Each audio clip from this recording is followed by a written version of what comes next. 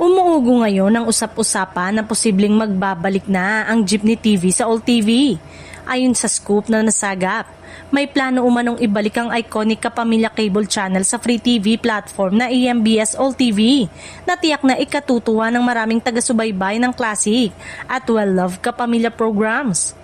Kapag natuloy ang planong ito, muli raw mapapanood ng mga manonood ang ilan sa mga paboritong serye at palabas na naging bahagi ng kasaysayan ng ABS-CBN. Para sa marami, malaking nostalgia factor ang pagbabalik ng Jeepney TV, lalo na sa mga naghahanap ng mga lumang palabas na patok pa rin hanggang ngayon.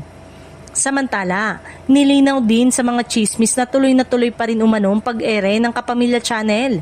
Ayon sa impormasyong kumakalat, mananatili ito sa All TV kaya't hindi maapektuhan ang kasalukuyang lineup ng Kapamilya content na napapanood na ng publiko.